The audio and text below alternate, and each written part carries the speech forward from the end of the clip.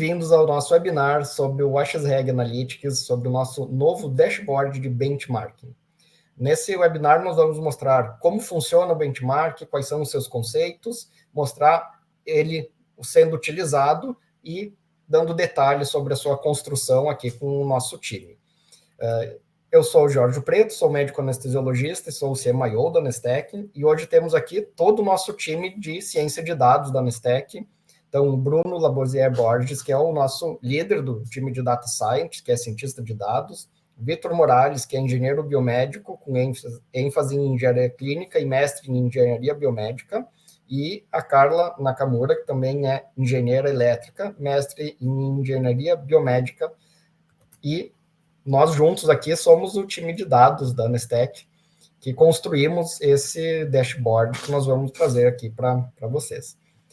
De uma maneira bem genérica, benchmarking é o ato de você comparar com outras instituições, comparar com outras situações, para você ver se os teus números, se os teus dados, eles estão dentro de um padrão de mercado. Então, um exemplo clássico, você tem uma pontualidade de 75%. Isso é bom, isso é ruim? Comparado com você mesmo há uns anos atrás, pode estar muito melhor, mas comparado com outros hospitais semelhantes ao seu, você pode estar com um número que não é muito bom. Então, o benchmark serve para você olhar isso, olhar os melhores players do mercado, olhar a sua categoria e saber se o teu resultado está dentro de um esperado para o seu cenário. Então, benchmarking é utilizado em praticamente todas as esferas de negócio, nos mais amplos setores. Mas na saúde ele não é muito utilizado, principalmente quando a gente fala em dados assistenciais e operacionais, porque na grande maioria das vezes esses dados não são divulgados. A gente não consegue acessar um hospital e saber os seus indicadores. Em outros países, em outros locais, isso é um pouco diferente. Nos Estados Unidos, você consegue acessar alguns sites e comparar hospitais através de métricas. Taxa de infecção, tempos cirúrgicos, tempos de alta, tempo de internação, alguma série de resultados. Isso é público, está disponível e o próprio paciente consegue avaliar isso. Em alguns hospitais, em algumas instituições e países europeus, que o sistema de saúde é unificado, o próprio sistema de saúde fornece algumas comparações entre um hospital e o outro, tanto para o público, quanto eles fazem as suas avaliações. Onde os resultados são melhores para determinado tipo de procedimento? Onde tem a melhor eficiência operacional? E você acaba direcionando os seus recursos, ou para melhorar algum local que não está proporcional aos outros da sua rede, ou para direcionar os seus recursos, direcionar os pacientes para serem atendidos no hospital que tem melhores resultados. Então, é algo que a gente trabalha, faz parte do dia a dia das empresas, mas no cenário de saúde isso não é uma rotina no Brasil. Por isso é inovador esse modelo de benchmark que a gente está trazendo, que foi desenvolvido aqui na Nestec. Eu vou colocar uma apresentação para a gente falar sobre alguns conceitos de como ele foi desenvolvido, para vocês entenderem a complexidade que foi para trazer isso para o nosso cenário. A grande pergunta é a seguinte: como que eu consigo me comparar com um outro hospital, com uma outra instituição que seja semelhante à minha? Não faz sentido você comparar um hospital que só faz cirurgia ambulatorial de pequeno e médio porte, sem pronto-socorro, sem complexidade, sem urgências, com um hospital com PS de porta aberta, com centro obstétrico e que faz alta complexidade. São dois cenários absolutamente diferentes. E esse foi o nosso primeiro desafio na hora de conseguir desenvolver o benchmarking, como comparar efetivamente hospitais semelhantes. E esse é um dos nossos desafios que nós vamos apresentar aqui para vocês. Então, vou compartilhar aqui a minha apresentação. Então, vamos lá. Nosso dashboard do AXREG Analytics para o benchmark. Você vai comparar instituições variadas dentro do seu contexto. essa análise ela é sempre contextualizada. Esse é a grande vantagem de você ter um time de ciência de dados, você conseguir trazer o contexto adequado para análise de dados, para você trazer o cenário que você precisa para você olhar aquele dado exatamente como ele precisa ser analisado. Todos os nossos dados são 100% anonimizados, você vai ser comparado com números de outras instituições sem você saber qual é aquela instituição. E para a gente ter um mínimo de rotina, essa instituição ela tem que ter dados no nosso banco de dados, no nosso data lake, a partir de 6 meses de uso, com pelo menos 100 anestesias por mês, para a gente poder efetivamente agrupar esses hospitais e categorizar eles. E aqui a gente traz a nossa clusterização dos procedimentos. A gente olhou para anestesias, então o volume, a quantidade de anestesias, de procedimentos feitos, o tipo de atendimento, então se é eletivo, se é ambulatorial, se é urgência, se é emergência, e o porte cirúrgico. Então, através dessas 3 variáveis, a gente consegue categorizar cada uma das nossas instituições. E agrupamos ela em clusters. Tá? Então, cada bolinha aqui desse gráfico é um cluster. Cada instituição é um pontinho. Então, a gente aproxima as instituições e que vocês podem perceber que algumas estão muito distantes uma das outras. Então, não faz sentido a gente comparar algumas instituições com as outras. Então, no nosso benchmarking, a sua comparação vai ser com muitos detalhes dentro do seu cluster. Ou seja, estamos comparando você com instituições realmente semelhantes. Depois nós vamos ter mais dados sobre o cluster mais próximo, ou seja, aquele hospital que não é bem parecido com você, mas ainda ele está com uma certa proximidade, e os 2 clusters mais distantes da sua realidade, eles não vão compor o seu benchmark. E teremos uma última comparação, se você pegar a média global de todas as instituições que a gente tem na nossa base, você tem, então, uma terceira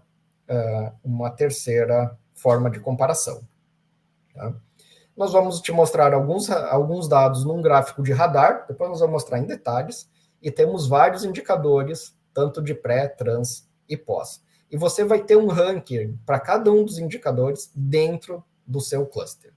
Quando a gente mostrar ele funcionando, vai fazer muito mais sentido. Tá? E aqui a gente tem como que a gente separa os clusters. Então, a gente tem um cluster que é de volume baixo, mas que tem muitas emergências e urgências. Outro cluster com volume mais baixo, mas com uma complexidade média. Um cluster de volume alto, com a complexidade média. E um outro com volume médio e complexidade alta. Então, agora, fazendo essa primeira introdução, queria convidar o Bruno para explicar como que a gente trabalhou essa questão da clusterização. A gente trabalhou isso através de muita ciência. Nós somos o time de ciência de dados. Então, nós olhamos para dezenas de variáveis, procuramos identificar quais faziam diferença entre uma instituição e outra, e aos poucos a gente foi eliminando algumas que não faziam muito sentido, e depois fomos analisando quais as que eram mais relevantes. Isso através de uma série de análises estatísticas, uma série de metodologia bem científica para chegar nesse modelo. Bruno, podia explicar um pouco mais para a gente sobre essa construção, como que a gente fez isso? Olá, pessoal, meu nome é Bruno, eu sou líder do time de ciência de dados aqui na Nestec. E como o Jorge já mencionou anteriormente, o primeiro desafio que a gente tinha era justamente isso, agrupar, né? Como nós conseguiríamos agrupar, dar contexto para as nossas instituições. E aí nada melhor do que você dar um contexto de forma matemática, né? De forma que a gente não colocasse ponderação arbitrária, não fosse colocar opiniões de outras pessoas e assim vai. Então, a gente viu aqueles parâmetros que influenciavam, que davam características diferentes para as instituições, né? Então, como o Jorge mostrou ali no gráfico, o porte é um deles, outro tipo de atendimento e a quantidade de anestesias, né, feita pela instituição. A gente percebeu que esses eram fatores que davam, que eram mais relevantes para diferenciar essas instituições. E aí, a partir disso, a gente faz uma metodologia de clusterização, né, que a gente chama aqui na linguagem de machine learning, de aprendizado não supervisionado, e mais especificamente uma forma não hierárquica. Então, aqui a gente não tem uma hierarquia em saber qual o desdobramento de um cluster vai em outro. A gente vê com base em distâncias, quais são mais próximos, quais instituições estão mais próximas, e a partir disso encontrar esses centros, esses centroides. Uma coisa interessante que o Jorge mencionou é que a gente notou que não só a gente conseguiria mostrar qual grupo essa instituição ela se encaixa maior, né, qual cluster ela pertence, mas também as regiões de fronteira. Então, qual o grupo mais similar ou mais próximo? Porque, como a gente falou, isso, a gente mostrou, isso é matemático. Então, às vezes, o número que é 6 meses ainda não compreende a realidade, e a gente sabe também que esse movimento é dinâmico. A partir do momento em que a instituição vai tendo um maior volume de anestesias e de procedimentos, essa realidade pode ir mudando, ela pode ir migrando dentro dali desses clusters. Então, esse foi um motivo, a gente percebeu que isso era relevante, isso estava visualmente, e não só visualmente, mas matematicamente também palpável, né? A gente conseguia ver essa diferença entre esses grupos. E foi essa abordagem que a gente acabou adotando para nosso benchmarking. É importante a gente ressaltar, né, Bruno, que a gente analisou quase 3 milhões de registros de dezenas de instituições para a gente conseguir chegar nesse ponto, né? Então, por que a gente está lançando isso agora? Porque a gente vem numa construção muito longa de uma base de dados organizada, hierarquizada, que resgatável e que a gente consiga fazer esse tipo de análise. Você não consegue fazer esse tipo de análises com que seja 100 mil anestesias. Você tem muita variabilidade nesse tipo de situação. Então, o nosso volume é muito grande, então a gente consegue realmente ver o que está inserido, o que diferencia mais, e a gente também excluiu algumas variáveis que uma acaba sendo explicada pela outra, né? Queria que você explicasse um pouco sobre isso. Por exemplo, né, a gente olha para o número de anestesistas na equipe ou para o número de procedimentos que esses anestesistas executam, né? Se a gente deixar as duas variáveis, elas podem acabar, no fim, querendo dizer a mesma coisa, né? Explica para a gente um pouco esse contexto do ponto de vista técnico, que também foi um desafio a gente fazer essa abordagem. Sim, esse problema, ele chama um problema que em ciência de dados a gente chama de multicolinaridade, né? Que é quando você tem features ou variáveis que têm correlações, e ele acaba sendo um problema maior para os problemas de regressão, né? De predição de valores numéricos, mas ele impacta aqui também. Então, eu não quero que colocar features ou variáveis que possam ter a mesma explicação, né? Isso pode, inclusive, aumentar a distância ali, porque, como a gente mostrou naquele gráfico, ele é um gráfico que calcula distâncias entre as instituições, entre os pontos, e eu não quero colocar uma variável que também vai estar trazer a mesma informação que a outra. Então, isso pode aumentar um pouco mais a distância. Então, uma das coisas que a gente foi buscar é tentar procurar aquelas variáveis que fossem mais ortogonais entre si, né? Ou seja, que tivessem essa distância, não tivessem uma correlação bem próxima ali de zero. Esse é o ponto. Outro ponto importante também é a padronização dos dados, que é uma coisa que a gente tem que tomar cuidado, né? Porque se eu coloco uma variável que ela numericamente maior, ela pode acabar impactando, levando mais para aquele valor dela, e aí trazendo o que a gente já tinha falado de ponderação arbitrária. Aqui a gente faz de uma forma que ela é agnóstica. Então, os valores de cada variável que for mais saliente é o que vai importar. Então, é com base no banco de dados mesmo. É isso, é totalmente orientado a dados essa parte. Com certeza o pessoal vai ficar na dúvida sobre por que a gente escolheu essas 3 dimensões para fazer os clusters, né?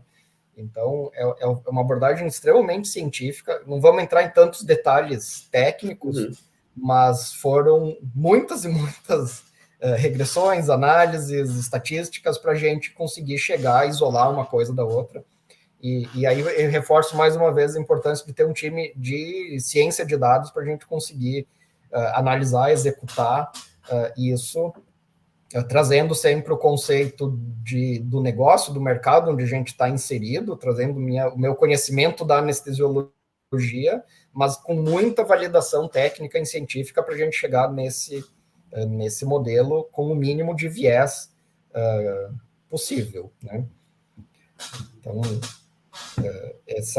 não, como você falou, não tem uma hierarquia, não quer dizer que um cluster é melhor que o outro, eles são apenas diferentes com características, a gente só agrupa os que têm características semelhantes, né? Então, vamos mostrar agora como é que funciona, né? Eu vou colocar, compartilhar aqui, adicionar a nossa tela, para que vocês consigam visualizar qual que é o conceito que ele tem e como que é visualmente. Agora a gente vai mostrar funcionando, né? Que dá sempre uma outra característica. Carla, você podia dar uma explicada para a gente sobre esse gráfico de radar e essas siglas ali que tem nessa parte? Uhum. Então, boa tarde, gente. Eu sou a Carla, faço parte do time de dados, né? Então, esse é o dash de demonstração do benchmark. Lembrando que todos os dados aí são fictícios, né? Não representam a realidade de nenhuma instituição específica, é apenas uma demonstração. Então, logo ao lado do título, a gente tem uma breve descrição de como que ele foi desenvolvido e quais são os clusters disponíveis, né? Além disso, a gente também tem qual que é o nosso cluster, né? Identificado qual cluster minha instituição pertence, nesse caso é o de volume alto e complexidade média. A quantidade de instituições que também foram clusterizadas como semelhantes à minha, e também as informações de qual que é o cluster mais próximo e mais distante da minha instituição. Então, logo abaixo, a gente também tem um gráfico que ele vai apresentar a distribuição de procedimentos da minha instituição no período selecionado, assim como o cluster que eu pertencia, né? Então, nesse caso, o filtro de tempo ele está para janeiro, do mês de janeiro, né? E em todo esse período eu pertencia ao cluster de VACM. Mas, assim como o Bruno comentou anteriormente, né, as instituições elas estão sempre crescendo e se desenvolvendo. Então, a clusterização ela tem que ser executada periodicamente, né, para que eu possa estar acompanhando esse crescimento das instituições também. E isso pode fazer, então, com que uma instituição ela vai transitar de um cluster para o outro, né, como que é o exemplo que o Victor vai mostrar agora.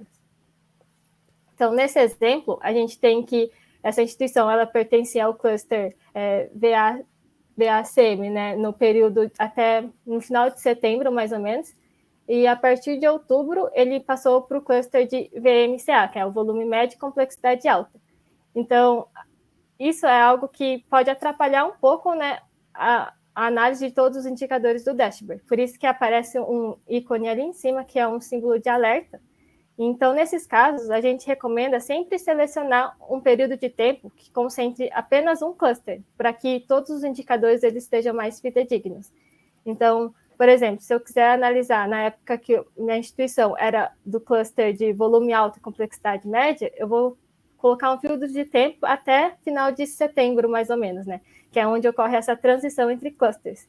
Ou caso eu queira ver a situação atual da minha instituição, né, que ela pertence agora ao volume médio e complexidade alta, então eu vou setar o filtro a partir de outubro, mais ou menos, então contendo assim apenas um cluster na minha análise.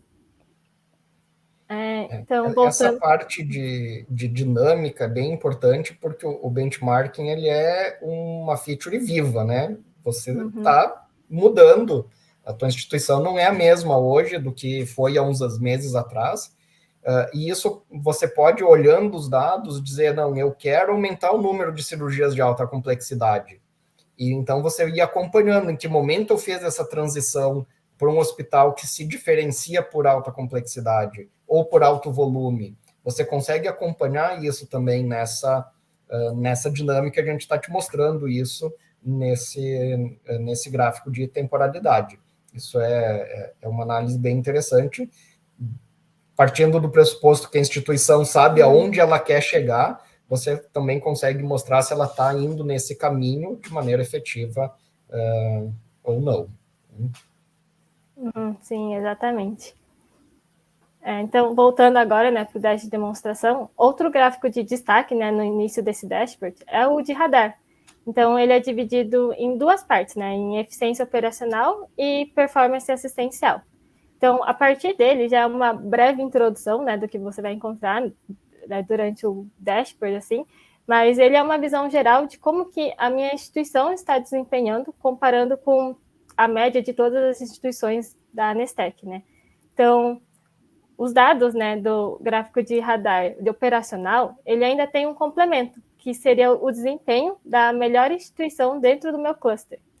E isso possibilita, então, uma análise mais visual, né, de quais são os pontos que eu estou mais distante e posso tentar melhorar, assim, né. Então, só para dar um exemplo, né, em eficiência operacional, eu sei que a minha instituição, ela está sempre melhor do que a média de todas as instituições, mas, ao mesmo tempo, ela está abaixo da melhor instituição do meu cluster, né. E, a partir dele, eu posso analisar quais são os pontos onde tem uma maior diferença, como, por exemplo, em registros de alta qualidade e de pontualidade das primeiras anestesias. Já em performance assistencial, a minha instituição ela tem um desempenho melhor, né? Ela está maior em praticamente todos os indicadores, com exceção de náusea e vômito. Então, a partir disso, eu já consigo ter uma visão global de como que está a situação da minha empresa, da minha instituição, né, perante todas as outras, e com isso fazer uma análise mais profunda e detalhada a partir dos outros indicadores que o Vitor vai estar explicando mais para frente. Legal, obrigado, Carla. Outro ponto interessante nessa parte dos gráficos de radares é que, se vocês prestarem atenção, no de eficiência operacional, a gente mostra qual é a melhor instituição, porque isso são dados que estão presentes em absolutamente todos os clientes. A performance assistencial, como ela depende do registro do anestesista no AXREG, a gente não pode dizer quem é melhor ou não, porque a ausência de algum registro, vamos dizer, de eventos, se você não registra os eventos, você teoricamente teria uma instituição melhor, mas isso pode ser só um viés de ausência de registro.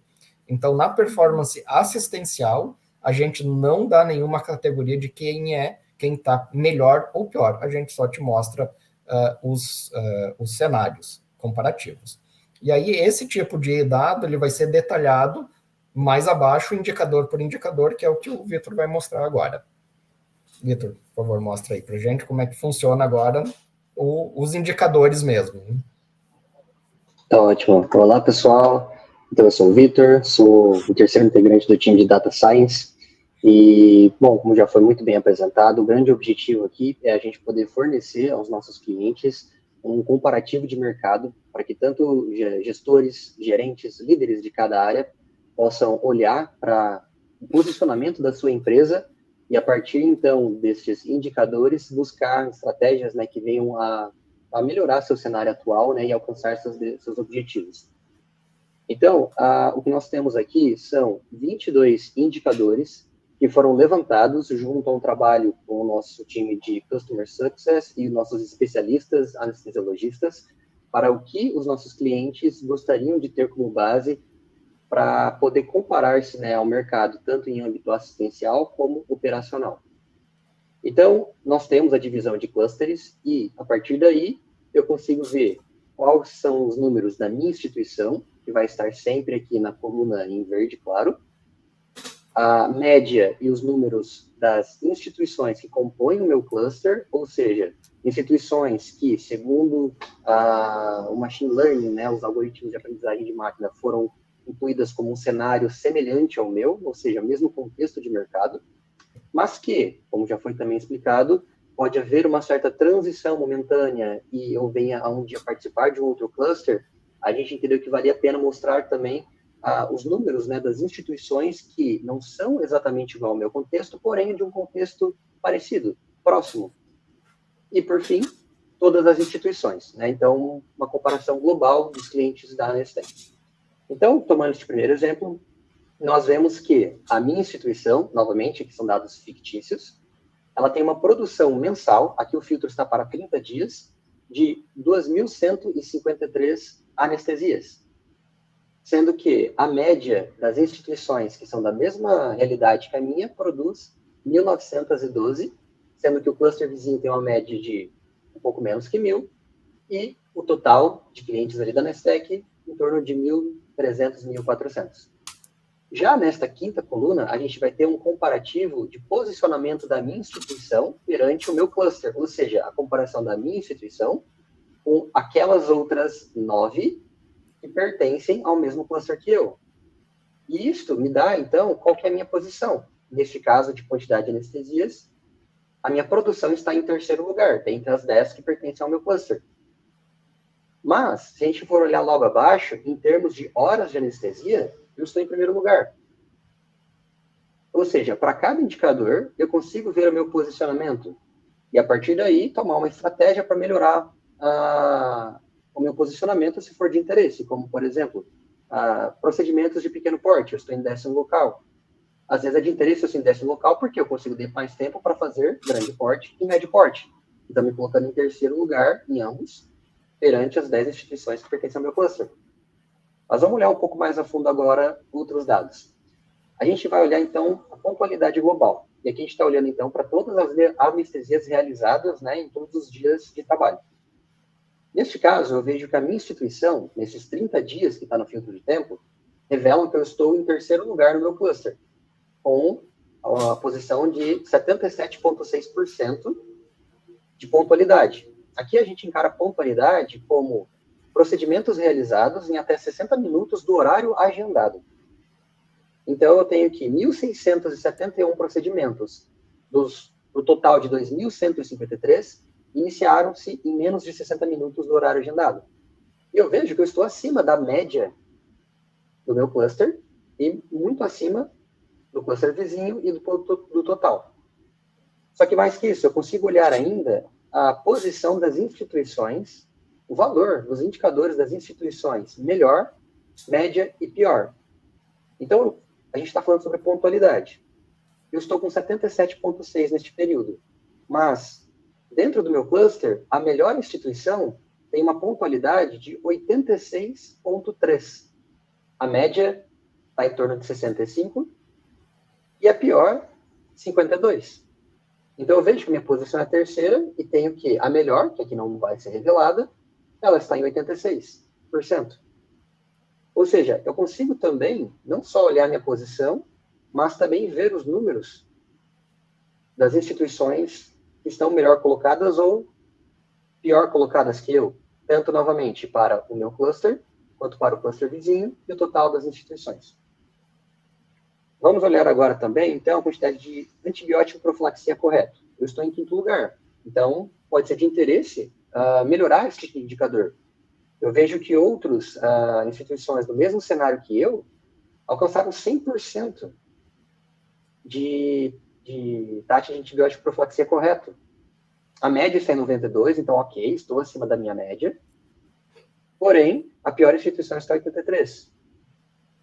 E aqui embaixo nós temos, para alguns indicadores, dados adicionais. Neste exemplo, a gente está olhando para antibiótico profilaxia, e ele vai falar para mim a quantidade, a taxa de antibióticos utilizados corretamente na fase de preconização, ou seja, entre 0 e 60 minutos antes da incisão, ou seja, no início ali, então, entre a anestesia e a cirurgia. Só que dependendo do tempo que a gente leva, né, no procedimento, é necessário entrar com doses de repique. Então, aqui embaixo nós temos adicionalmente a porcentagem de anestesias, né, que fizeram utilização de repique. No caso, 74 das 1.623, que corresponde em 4,43. E aí a comparação também para o meu cluster, o vizinho e o total. E da mesma forma, então, nós podemos olhar para outros, né? E alguns, então, como eu disse, vão ter, então, informações adicionais, como no caso de reoperação. A gente busca aí uma lógica, uma informação, se muito das operações têm ocorrido porque os pacientes são diabéticos e talvez apresentaram índices hiperglicêmicos que vieram a comprometer um pouco a recuperação, né, um processo inflamatório, talvez nos levou, né, a ter que fazer a reoperação. No caso, a gente tem que, mais da metade dos que foram reoperados eram pacientes diabéticos, então aqui tem uma relação estabelecida. Podemos olhar, por exemplo, utilização de UTI.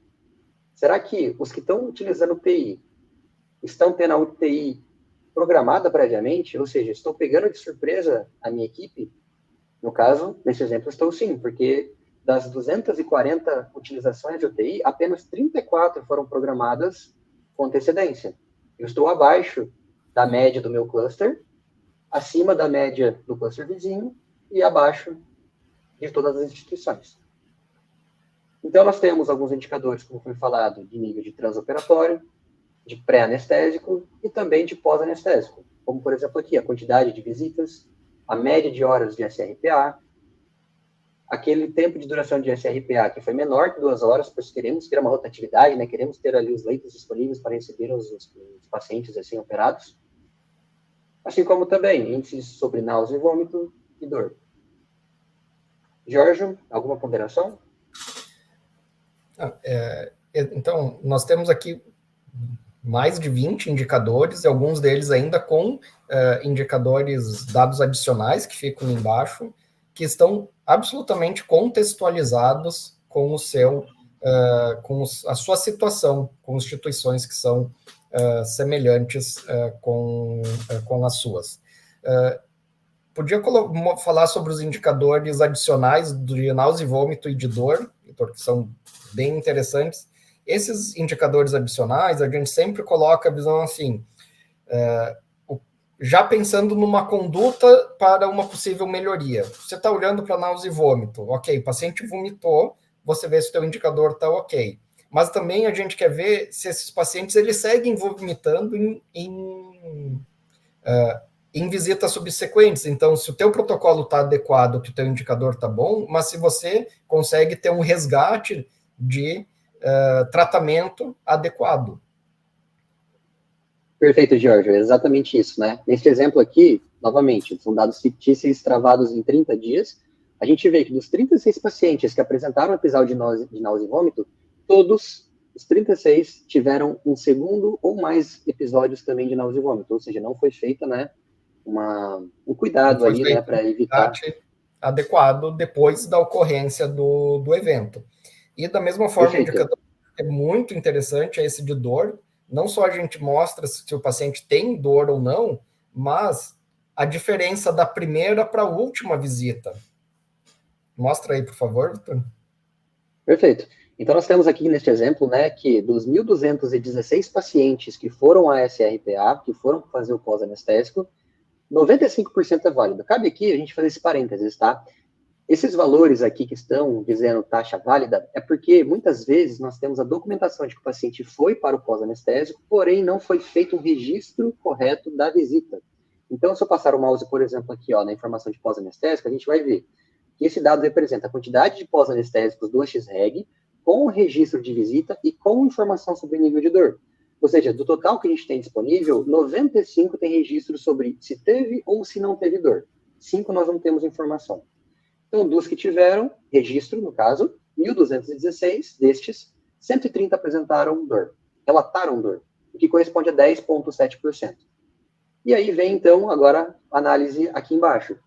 Nós temos que, na entrada, a média destes 130 pacientes resultou em uma dor nível 6,1. Aqui a gente olha uma escala de dor que vai de 0 a 10, sendo que 0, não estou com dor, e a partir de 1 estou com dor nível 1, certo? Então, eles entraram com uma média de 6,1, porém, foi feito, né, uma correção, né, foi dada atenção a esse paciente, foi minimizada a sua dor, a ponto que, na hora de dar a alta para esse paciente, seja para ir para o quarto, seja para, de fato, ter a alta hospitalar, o nível de dor relatado, em média, pelos 130 pacientes, foi de 2,2. E aí eu posso, então, comparar com o meu cluster. Eu consigo ver que, por exemplo, a média das instituições ali que pertencem ao meu cluster tem entrada na SRPA um pouco menos de dor. A minha está 6,1 e os outros ali, parecidos com a minha realidade, estão entrando com 5,5. A saída da minha está com 2,2 e das instituições parecidas com a minha estão dando uma saída com um pouco menos de dor, 1,6. E este, então, serve também como exemplo de uma estratégia. Devemos, será que, melhorar o tratamento ali na SRPA? Então, claramente, a gente vê que nessa instituição o resgate de dor está adequado, mas o resgate para náusea e vômito não está adequado, porque todos os pacientes que tiveram um episódio tiveram mais de um episódio, né? Vitor, tem algumas instituições que podem aparecer ali no cluster com um X. Podia explicar para o pessoal o que é isso? Claro. Bom, a gente consegue ver que esse X ele tem aparecido a partir daqui, quantidade de visitas na SRPA. Então, da mesma forma que a gente vai ter a quantidade de pós-anestésico variando aqui numa porcentagem de registros que foram feitos de forma correta, a gente vai ter que algumas instituições do cluster acabam não fazendo, porventura, nenhum registro. Porque tem sido comum enviar o paciente para o pós-anestésico e, a partir dali, não continuar utilizando a ferramenta, né, do AXEG para continuar documentando os procedimentos e as condutas feitas no pós-anestésico. Então, por conta disso, a gente acaba tendo uma limitação de registros para poder fazer comparação no benchmarking. Então, nós temos, mais uma vez, 10 instituições no cluster, né? Então, toda vez que eu tiver essa comparação, ele vai falar a minha posição perante as 10 instituições, mas destas 10 instituições, apenas 9, neste período de tempo, possuem pelo menos um registro de pós-anestésico, sendo que uma delas, como esse X aqui, se eu passar o mouse, vai me revelar instituição sem dados sobre a quantidade de visitas na CRPA no período. Ou ali, como estávamos em dor, por exemplo, instituição sem dados sobre dor na SRPA. Instituição sem dados sobre náusea e vômito na SRPA. Então, o X, ele basicamente só vem nos dizer que esta instituição, ela não está participando deste comparativo por não apresentar um registro no período selecionado. Perfeito. Bom, muito obrigado, Vitor. Pessoal, então, esse é o funcionamento do nosso dash de benchmarking. Se fala muito no mercado que o benchmarking ele é o topo, né, da evolução da análise de indicadores. Então, a primeira coisa que você faz é construir rotinas de protocolos e olhar os indicadores para medir essas suas rotinas, esses seus processos, esses protocolos. A partir disso, você começa a desenvolver melhorias para esses protocolos. Depois, você começa a avaliar você no decorrer do tempo, vendo que você está evoluindo nesses indicadores. E o final disso, a evolução máxima, é você poder se comparar com outras instituições. Mas aí aqui eu reforço, outras instituições têm que ser semelhantes às suas. E aí, nesse contexto, esse tipo de análise clusterizada é uma inovação no mercado, porque as outras ferramentas de benchmarking que a gente estudou, que a gente utilizou para ver como que eles estavam sendo construídos, eles te comparam com a totalidade dos hospitais, o que torna uma comparação com um pouco sentido, porque ela está fora de contexto. Então, a gente está numa época de abundância de dados e falta de contexto, falando de dados. Você pode ter uma imensidão de dados, mas eles não estão contextualizados. Esse é o grande desafio hoje de você trabalhar com uma grande quantidade de dados. Querem comentar alguma coisa sobre isso? Porque esse é o nosso dia a dia, né? Aqui no time, colocar contexto, achar o contexto de uma maneira científica. Eu tenho outro comentário também, né, fazer, eu acho que também é muito importante. Não só o contexto é um desafio, mas outro desafio também é a qualidade dos dados. Então, você não só vai comparar dentro do contexto, mas com uma curadoria também dos dados. Então, vão ser instituições que passaram por rigores. Então, essas instituições ela tem uma série de rigores que a gente passa de tempo de produção de dados, assim, vamos dizer assim, perante a Nestec, né, perante a nossa visão, uma certa qualidade dos dados. Então, você não vai estar fazendo uma comparação com alguma instituição que você não sabe se é fidedigna ou não. Então, a gente passa por essa curadoria também, né? Sim, o Bruno foi preciso. Você pode ver que não estão todas as instituições da Nestec nesse momento no benchmark. Inclusive, se a tua instituição, por acaso, nesse momento, ela não está, conforme você evoluir em volume, em qualidade de registros, ela acaba entrando nos próximos ciclos, né? Porque o nosso benchmark ele passa por ciclos de avaliação. Como a gente falou antes, ele é dinâmico. Tanto você pode mudar o seu cluster, como podem outras instituições entrarem nesse tipo de comparação. Então, nesse momento, você pode estar sendo comparado com mais 9 instituições. No mês que vem, você pode ser comparado com 12. No outro mês, com 11, porque alguma delas saiu, mudou de cluster. Então, existe essa dinâmica dentro dessa metodologia. Perfeito. Complementando exatamente como o Bruno falou, Jorge, eu até te peço por gentileza ir voltando para a apresentação, a gente vai falar um pouco do critério de elegibilidade, né? A gente necessita de uma maturidade no registro anestésico, né? E por conta disso, né, nem todas as instituições elas conseguem iniciar já participando do benchmarking. E após, né, uma série aí de análises, a gente verificou isso, que um critério de 6 meses, somados a uma produção maior ou igual, né, a 100 procedimentos por mês, a gente já consegue ter ali uma qualidade de registro para evitar casos como aquele que a gente apresentou do xizinho, né, de não estar com a ferramenta ainda totalmente difundida, né, na instituição. Então, por conta disso, nem todos os clientes hoje conseguem utilizar do benchmarking, e a gente mostra com essas frases, né? Então, quando o cliente acessar o Analytics e buscar a aba ali, Dashboard Benchmarking, no canto, na parte superior, vai aparecer uma dessas duas mensagens, né? O dashboard demonstrativo com a sua instituição está elegível ou, no momento, a sua instituição está não elegível. Por quê? Porque ela não passou nesses 2 critérios de elegibilidade que eu vinha falar. Mas que, com a maturidade do registro, uma melhor qualidade, ela vai vir a se tornar em breve e, na próxima rodada de clusterização, ela deve vir a entrar ao benchmark. Perfeito. Bom, então, encerrando aqui o nosso webinar, esse é o primeiro benchmark de anestesiologia, tanto olhando para a parte assistencial como operacional. Até hoje não existe uma metodologia definida. Se você procurar o que a literatura fala, eles vão falar em número de leitos do hospital, o que para você olhar para anestesiologia para o centro cirúrgico não faz absolutamente nenhum sentido olhar só para esse dado, tá? Tanto que o número de leitos do hospital ele nem entrou na nossa metodologia, ele foi excluído porque para o que a gente precisava, porque a gente queria, ele era pouco descritivo dessa diferenciação entre os hospitais. Isso pode servir para outro tipo de diferenciação, mas como a gente está olhando para a anestesiologia, para o centro cirúrgico, ele não era tão relevante como essas variáveis que a gente utilizou. Então, mais uma vez, a divulgação e a comparação dos resultados é o ponto máximo na excelência de uma gestão por indicadores.